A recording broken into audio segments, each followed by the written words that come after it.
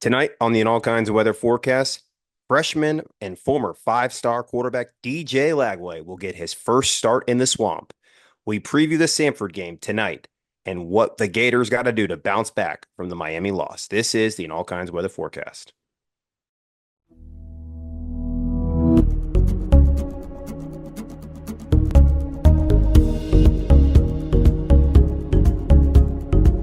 And welcome into another episode of the In All Kinds Weather Forecast. I am your host, Chris Yanes, alongside my co-host, Neil Schulman, here in the heart of Gator Nation, where I can assure you basements do not exist. Tonight, we are excited to talk about the Samford game and the first start of freshman quarterback DJ Lagway, a start many didn't anticipate to happen so quickly, I think, but it certainly is a good opportunity to hopefully see a glimpse in the future of Gator football. But speaking of futures, Neil, let's talk about our sponsor, 401k Generation, the wealth management company that helps you invest today for your future tomorrow. Their team of advisors is committed to providing guidance and education for your 401k plan and its participants. And they offer a range of enrollment solutions tailored to meet the unique needs of your company's 401k plan. Whether it's saving for your child's college, investment advice, or even your retirement, 401k Generation's team of advisors makes getting to know you their top priority. Their advisors will tailor a path to assist you in navigating life's financial milestones and reaching your financial goals. 401k Generation, building stronger futures, one generation at a time. For more information, contact them at 866-998-5879 or visit their website at 401kgeneration.com. And we are very excited, of course, to have 401k Generation as our sponsor and excited to talk about hopefully one of the Gators wins this season against the Samford Bulldogs. The Gators come into this game reeling from the Miami Hurricanes fallout and the loss of that and everything that has transpired throughout the week. Coming into the game, the Gators, there is not a line on this game as Vegas doesn't have any lines for it, but they are a 97.8% chance, according to ESPN FPI, to win the game. This is, of course, the second time they will have met in 4 seasons. It is the fourth all-time meeting between Florida and Samford. And the Gators, of course, met in 2021, winning a barn burner 70-52, where Emory Jones set a school record in passing because that is the effort that was needed toward the end of the Dan Mullen era. Hopefully that will not be needed in this matchup. They are, of course, coached by Chris Hatcher, who has a career record of 178 wins to 101 in the SoCon Conference. And, of course, Billy Napier looking to try to get back closer to 500 as he has had one heck of a week, Neil. So let's start there. The fallout of Billy Napier over his comments over the last week. That happened, of course, after we recorded the Miami show, and he, in his press conference on Monday, basically said that the fans should stop hiding behind their keyboards in basements in North Central Florida, where, of course, Rural Central Florida was it? sorry, rural Central Florida, but whether it's rural, urban, beach, wherever you are in the state of Florida, there are no basements here. So he certainly got a lot of flack, not just from Gator Nation, but all of the national media. So just would like to ask you, I mean, Neil, when you make a comment like that, I've seen this movie before. It typically results in that coach leaving the school. I mean, it's not anywhere close to the Jim McElwain, there have been death threats against my family Right. types of comments, He but didn't lie. you can't do that. You can't. And to be completely fair, Billy Napier did clarify, which to me means apologize without actually apologizing. But I mean, regardless, to me, that's all immaterial. It's the same stuff that I ran through in that Miami post game show. All the stats I talked about, not just the 11-15 record, but 1-8 against rivals. He's lost his last 3 games in the swamp, which is more losses in his last 3 games that he's coached in this venue than Urban Meyer lost in half a decade. That's the stuff that I care about. That's the stuff that I think is what's irked the booster base. I don't think that they like the comment that he made. I think it's a sign of him potentially cracking, I don't think that's going to hold anywhere near as much weight with them as all those statistics I ran through, and just the general frustration of watching Miami beat you down on your home field after you, as Billy Napier and Mario Cristobal, were hired barely a week apart, and the rosters that each of those respective men now puts on the field is as clear of an indication of what they can do with their respective programs as you're ever going to get. So it's not good. It doesn't sound good. It doesn't make Gator fans feel good, specifically after watching that performance. But I mean, the real issues should be the real issues and should remain on the forefronts of Gator fans' minds. This product just sucks, plain and simple, and that should be the focus. Yeah, it's unacceptable. We've talked about it at nauseum. The last episode, we've talked about how we need to get back to the standard, what is expected at the University of Florida, and that's winning championships. And certainly, I think this is an opportunity, at least to give Gator fans potentially a glimpse into the future with five-star freshman quarterback DJ Lagway getting his first start. He did some things against Miami that certainly, I think got the fan base excited. He had the nice long scramble on 3rd and long that almost resulted in a touchdown. He's gonna, I have no doubt he'll carve up Samford. Samford is now 0-1. They dropped their first game 38-29 against West Georgia. So Florida will take care of business this Saturday. I have no doubt of that. And if they do somehow by the grace of God lose this game or in a dogfight in the fourth quarter, Billy Napier might as well pack his office the next day. But DJ Lagway will get this start.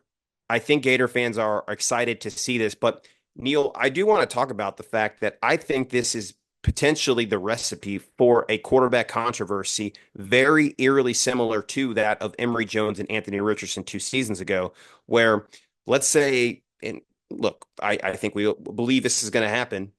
DJ Lagway balls out against a much more inferior opponent.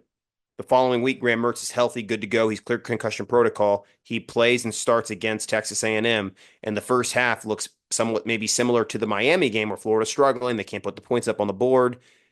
And then the fan base is calling for the freshman quarterback after his performance the weekend before and the fact that, look, he is the future of the program.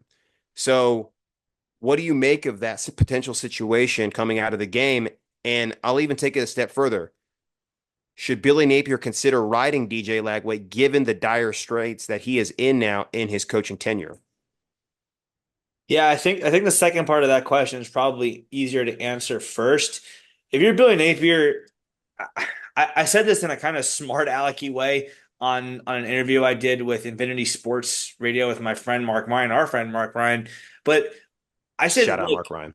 yeah, love Mark Ryan. Now in Detroit, he's thriving, living the life there. That's great for him, happy for him. But if you're Billy Napier, I'm not worried about down the road. I'm not worried about Kentucky or let alone Georgia or Texas or LSU. I'm not worried about Central Florida, Mississippi State, or Texas A&M. I'm worried about beating Samford because, and don't laugh at that, because last year Florida played a much closer game against a horrible Charlotte team than they ever should have. And 2 years ago, in his third ever game, Florida almost lost to a South Florida team that was a perfect 0-11 against FBS teams that year. So let's not get too far ahead of ourselves here. There is a precedent that Billy Napier's Gator program has set at playing way down to the level of competition, not to mention, of course, the loss to Vanderbilt 2 years ago. Now, Samford is way worse than Vanderbilt, who in turn is way worse than Florida. So the talent disparity, I would say, is not just a great talent disparity, like you say, between Florida and Vanderbilt. It is a stratospheric one. It is an intergalactic gap between Florida and Samford. So that shouldn't happen here. But if you're Billy, you got to have something, and you got to have anything you can get your hands on to go right, to go well, to make people feel even the slightest bit less awful about the direction of the program. Now, as far as DJ Lagway, well, Billy, you kind of need to win back some fans right now. And I'm not talking about the fans in their rural central Florida basements. I'm talking about the ones with money, the ones who do pay your salary, really, and the ones who can just as easily have you fired by saying, here's $25.6 million, get out. So you've got to do something to appease them at this point. And it feels like DJ Lagway is the way to go in that sense. Now, the quarterback controversy is different than the one that I think really different than any of the ones we saw previously in the last decade or so. I mean, it's different than you can go all the way back to the so-called Three-Bow situation with Jordan Reed, Trey Burton, and John Brantley is probably the closest thing to a It's the comparison. first time I've ever heard called that. That's Really? hilarious. Yeah, I've never heard that. Three I've used bow. that before. That's The, pretty good. I like that. That's the thank first you. time maybe since I've been here, but that's a good one. Yeah, thanks. Well, yeah, because you have three guys to do the Yep. skills of one guy. But point being, Lagway and Mertz are, as we all know, very, very different styles of quarterback. And the appeal for Lagway for me right now is if the offensive line isn't going to do its job, the right side specifically, if they're just not going to do their job, you may as well have someone that can run away from it. Because if you use a guy who's intelligent, who's gritty, and who throws accurate passes, but can't run away from it, he's going to be in trouble, like physical injury trouble, like we saw happen in that Miami game. So and again, the other side of that, of course, could be you could shoot DJ Lagway's confidence and just ruin him by throwing him in the fire before he's ready. So I get that side of it too. It will be a controversy, but I would tend to ride with Lagway over Mertz, assuming the offensive line doesn't magically get fixed in the next 2 weeks, simply because he adds that element to the offense. I think important to note there was an update to the depth chart in addition to the fact that DJ Lagway is the starter this week, and that is Brendan Crenshaw Dixon was, I mean, it is an or, but is now listed as an or with Cam Waits. As before last week, Cam Waits was the outright starter at the right tackle position. Damian George still listed as the starter at right guard with an or for Cam Waits. So kind of interesting how they're sort of working Cam Waits. And Cam Waits, when he was recruited to Florida, was not recruited to play tackle. He was recruited to play interior offensive line at Yeah, the guard guard. position. Yeah. So it's kind of another situation where square peg, round hole, like Damian George playing out of position at the right tackle spot. And now they're going to bring in the transfer at Brendan Crenshaw Dixon, who they intended to play at that position. But I agree. I mean, he definitely adds an element to the offense that certainly isn't there when Graham Mertz is at the helm. And that's not to say the offense can't work. It worked last year with Graham Mertz. He threw nearly 3,000 yards. He had 20 touchdown passes to 3 interceptions. But the reality is, right now, Billy Napier's back is up against the wall. And he's got, in my mind, a 1% chance, if that, to last year past this season at Florida. I mean, I think there's a better statistical odds that Samford wins the game Saturday than Billy Napier stays at Florida. I'll go as far and say that. So I think at this stage, I see a quarterback controversy potentially brewing that is similar to what AR happened with Anthony Richardson and Emory Jones 2 years ago. And we all know how that ended. It really led to the ultimate demise of Dan Mullen, in addition to the fact that the man didn't want to recruit. And the one player that he did successfully recruit, who was better, he didn't start him. And he was notoriously known for not starting his better athletes over the senior related ones. Whereas Napier has shown an affinity to play freshmen early. And if you look at the depth chart even more so, look at the fact that TJ Abrams and Tank Hawkins now are making the 2 and 3 deep at the receiver spot. They didn't make that last week. Yeah. So that's an update to the roster that wasn't there before. Amir Jackson is listed as the backup behind Arliss Boardingham at that other tight end spot, in addition to Hayden Hansen at the other tight end, because we play the 12 personnel, which that's how they list the depth chart out. But I think that Napier's got to have a Hail Mary here, an ace in the hole, if you will. And DJ Lagway is that. And I love Graham Mertz. If it works out that he comes, I'm going to root for him to come out against Texas A&M, ball out, win that game for us, because ultimately we're going to root for the Gators. We're not rooting for L's so Billy Napier gets fired faster or we get to DJ Lagway faster. That's not what this is about. We're basically just saying and come in realizing the realities of the situation in which we're in right now. I mean, it's always about supporting the players. Like, I mean, Chris and I are on the same page here. We want Napier fired. We want Scott Strickland fired. We want a lot of other people in those buildings fired. We support the players.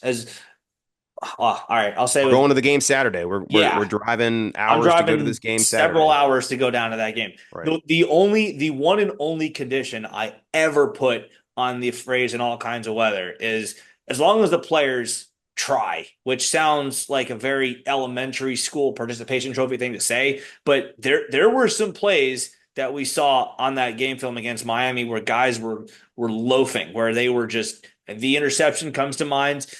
Jake Slaughter hustling, trying his best to make. All right, he didn't make the tackle on the guy, but at least he's giving effort. You've got screw it, we'll call him out. It's game tape. We're talking football. I've got Cam Waits just jogging like he doesn't have a care in the world. Damian George, same thing. Just like, yeah, whatever. Interception. Nah, he can score a touchdown. I don't care.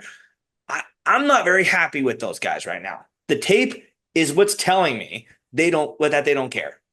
Everyone else on that roster, until I see a reason to believe otherwise, is putting in their blood, sweat, and tears. They are getting, they are all getting up at 5:30 in the morning to do these lifts, to do the stadium set. They've done them all off season. I respect that. That takes a lot of commitment and physical uncomfortability within their body and mental, probably, I'm sure, too, at times. So they've got my unconditional support. The coaching staff, the administration, no support whatsoever. But there is a distinction between those two. Let's not lump them in together.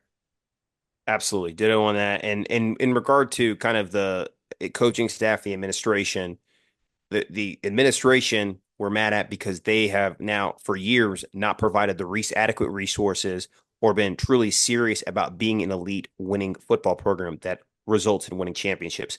And with the coaching staff, we're mad at the fact that Billy Napier didn't make the necessary moves over the last few seasons to win more games, to look at changing his offense, to hire an actual offensive coordinator. He finally came around and fixed the special team seemingly in one game. We'll see if that lasts for the rest of the season. But those are the reasons why we are out on them, because they've had their chances to fix it. They haven't. And now it's time for new leadership to hire a new coach. Bottom line. All right. Samford, or DJ Lagway. Let's analyze this game just a little bit. What are we looking for out of DJ Lagway? What are we looking for out of this team specifically in this game that could instill just a fraction of confidence going into the SEC opener the following Saturday? I mean, for me, I'm looking for DJ Lagway to prove what I think currently exists in his head, which is the ability to realize that you can't have a Heisman type play every single play. I think there was an expression from a I don't know if it was I don't know if it was Greasy or someone, Steve Levy, it might have been, who said in for the 2019 Florida Kentucky football game, before the terrible thing happened to Felipe Franks, they were talking about his development in his offseason before the 2019 season. And the quote that Steve Levy said that he got was, "You don't have to be Superman. Sometimes just be Clark Kent. Just run for 3 yards when it's there. Step out of bounds. Don't lower your shoulder and try to take on a 300-pound defensive lineman. Just do what's there. Don't try too hard and risk an injury to yourself." Because I think at this point, Gator fans realize, well, we've been talking about two quarterbacks all offseason. There's not really a whole lot behind them. So if Lagway gets hurt and Mertz is hurt, then there's a big problem. But anyway, Lagway has to understand that he can't have 100-yard touchdown runs or throws every single play. Take what the defense gives you. Don't try to outdo anybody. Don't try to throw the ball 100,000 miles an hour. Don't try to throw the ball through someone. Don't try to, I mean, if you don't have the angle, maybe just step out of bounds. Don't try to lower your shoulder and run through someone there. Just do what's there. Don't try too hard. Don't force a ball into triple coverage. Don't throw late down the middle thinking that, oh, you'll just throw it over everyone's head or you'll just throw it through the defense. And even though you committed the cardinal sin of throwing late down the middle, they'll somehow miss it and it'll go right to TJ Abrams or Tank Hawkins and it'll work out okay. No, because even if it does against Samford, I guarantee it won't against SEC defenses, the likes of which you just talked about. So I'd like to see that Lagway is capable of doing that in a football game at the college level. We've seen him do these things at the high school level, but as we know, it's a big step up from Willis High School in Texas to the University of Florida. Yeah, no, I love that. And I think it's just as a team, I want to see these guys bounce back and encouraging each other on the field too. Like what's the attitude look like after a week of just a miserable week? There's no doubt about it. And hopefully they've had a good week of practice. Hopefully that they're getting back in the right mindset. I do think the younger players are very excited to see DJ Lagway start this game, and I think it's going to bring an energy that wasn't going to be there if they had played Graham Mertz. Now, that's not meaning Graham Mertz can't lead the team. That's just saying I think there's a younger faction of the team that is excited to see him start this game, and I think they're going to play really well around him. So I'm expecting a big game from guys that we haven't seen before. I wouldn't be shocked if we see a guy like Aiden Mizell have kind of a breakout performance this week. Maybe even a Marcus Burke or one of those freshman wide receivers that I mentioned before, TJ Abrams or Tank Hawkins. Somebody that's a little bit younger that hasn't necessarily put up the big stats yet, I think is going to have a big game this Saturday because they're excited to play around the younger quarterback and get help the fans get excited about the future, like I mentioned before. Defensively, though, I want to see a shutout. I would love to see a shutout. This is a team we should shut out. We almost shut out McNeese State last year. We should have shut them out if it weren't for a turnover late in that game. I want to see a shutout in this game. I would love to see the Gators put up at least a 50 burger and keep a goose egg on the board for Samford. You had a awful performance against Miami.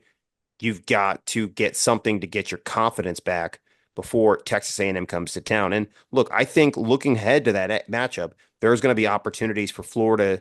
Connor Wegman is definitely not Cam Ward, not even close. He's half the athlete that he is. He certainly has good arm strength, but he's not going to be that guy that's going to get out of the pocket and make plays with his legs and extend plays. So get ready, get your defense ready for that mindset, that matchup where you're going to be able to get to the quarterback and have an impact on the game. So I'm looking for the defense to rack up sacks, get some turnovers, give the offense some short fields, get lots of repetitions in this game for practice because you've got to get ready for the gauntlet ahead, which is now you're an SEC play. You've got Texas A&M, then you go on the road and play Mississippi State, and then you get into October and it just gets harder and harder and harder from there. So you've got to regain some semblance of confidence in this matchup. All right, Neil. I think it's time for final verdict. So let's get your quick keys to the game, percentage chance to win, and a final score. I mean, I don't want to overlook this game just because forgetting what happened the last time Samford was here, because that's a very different team. Liam Welch is gone. Montreal Washington is gone. Pretty much everyone is gone, I think, except for I think maybe their nickelback and one of their backup like third string wide receivers. Everyone else on that team is gone. So let's not act like that's going to repeat itself. But again, the USF game 2 years ago and the Charlotte game last year terrify me, especially after a showing like you had last week against Miami.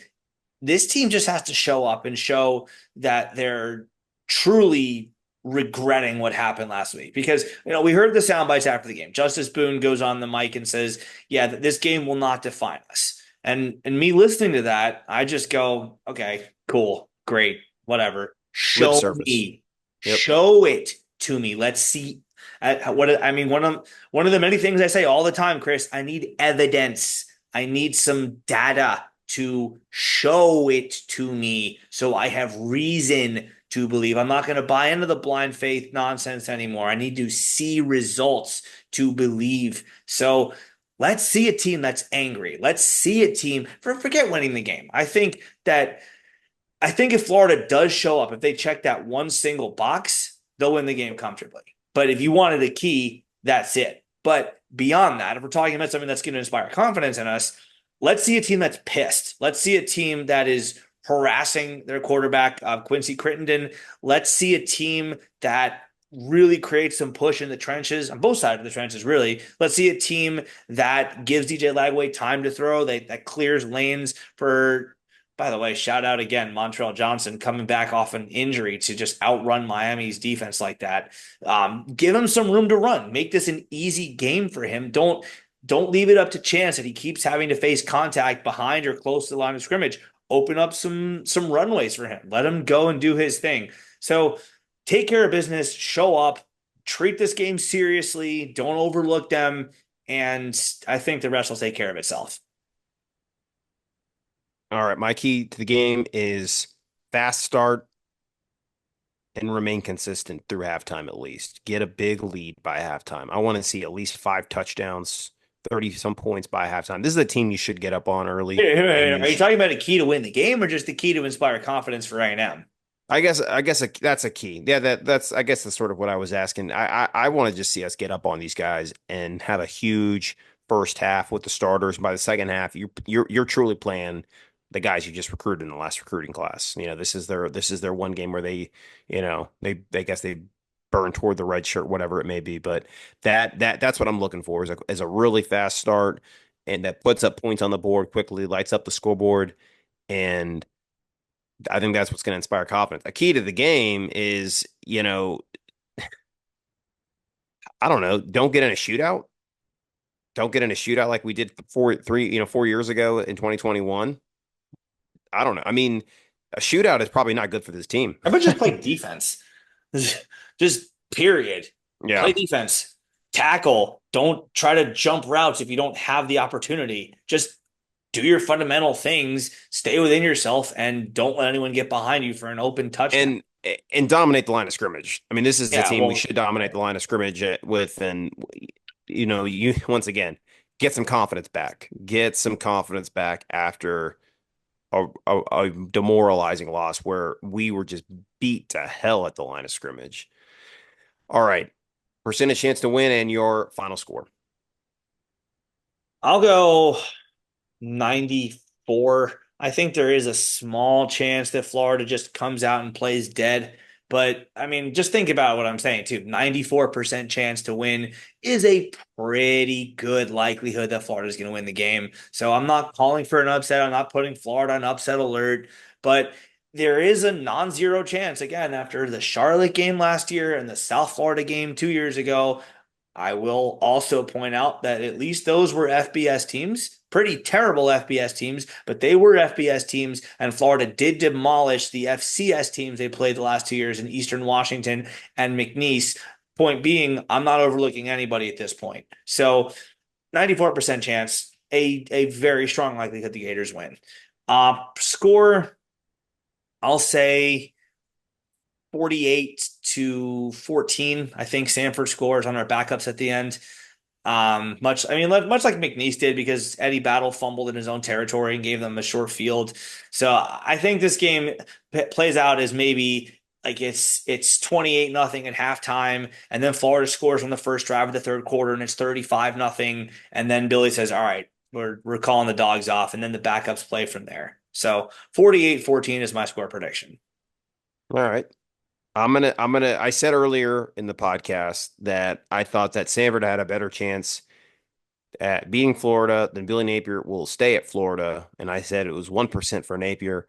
I'm going to say Samford has a 2% chance to win. So therefore, the Gators, I'm saying, have a 98% chance to win this game. Lower than what my in-season prediction was. I'm pretty sure I had it at like 99.9. Was a lot more confident Your going into the season. preseason prediction, you mean? Preseason, you're right. Your in-season prediction is 98. Yeah, okay. Yes, correct. And my final score prediction is 45-7. I just don't see any evidence that Billy Napier is going to give me what I want. Maybe he'll give me that 35-0 score at halftime that I'm looking for. But like I agree, we're going to call the dogs off. We're not going to score as many points as we could have. That's why I don't think we're going to get the 50 burger that I want. And I also foresee them hitting a big play with Quincy Critton and they'll score one touchdown. So that would make it 45-7. So that's what I'm going with. 45-7. The Gators get a win. A win we should have, a score that will look somewhat respectable, but probably there'll be a lot left to be desired, just knowing how things have played out in Billy Napier's tenure thus far. It won't be what Alabama or Mississippi or Texas, et cetera, et Right. cetera, et cetera, did the last weekend. 76-0 for Ole Miss, 63-0 for Alabama. Can't remember what Texas did, but it was something very similar. 52-0 I saw. I don't know Yeah. if that was the final, but it was a beating. It was a good beating. And that was against Colorado State, Yeah, right, not exactly. Samford. Must be nice. Must be nice. One day we'll get back there. Yep. I agree. And that's why we're here at the In All Kinds Weather Forecast to bring you the good, bad, and ugly. So please, so you can follow along through all of that, make sure you are subscribed down below. Hit that subscribe button. like this show, leave us a comment down below. Give us your predictions for this game, a score, and what you think will happen with DJ Lagway in his first start. And if you're on listening on all of our audio platforms, please rate and review the show. It helps us bring Gator Nation more great content. One more thing before we sign off. Let's get a little poll or a little opinion going from y'all. Plus or minus 299 and a half yards DJ Lagway is responsible for. Oh, I take the over. Through the air. Sorry. That he throws for, not on the ground. Oh, you're asking if he throws for over 300 Yeah. yards or not? Yeah. I'm going to say no. And the only reason I'm going to say no is because I think we get up and we call the dogs off. We run the ball a lot too with Montreal Johnson and the other running backs. Yeah, so I should have stated that differently. Plus or minus 299 and a half passing yards, not on the Yeah, ground. I'm taking the under. Yeah. I'll take the under too. But for the same reason you did. I think if Samford is scoring points like they did in 2021, which will create a whole different set of problems, but if they do, or if Billy Napier just wants to be ruthless against Samford for whatever reason, I think he could name the number of yards he has if he wanted to. Yeah, we'll see. All right, guys. Thanks for tuning in to another episode of the All Kinds Weather Forecast. Dustin and I will be dropping an episode to release his model. So please be on the lookout for that. That'll probably drop later this week. And make sure you tune in early next week as we recap the Samford game. Thank you all once again for tuning into the All Kinds of Weather Forecast. Go Gators and beat Samford.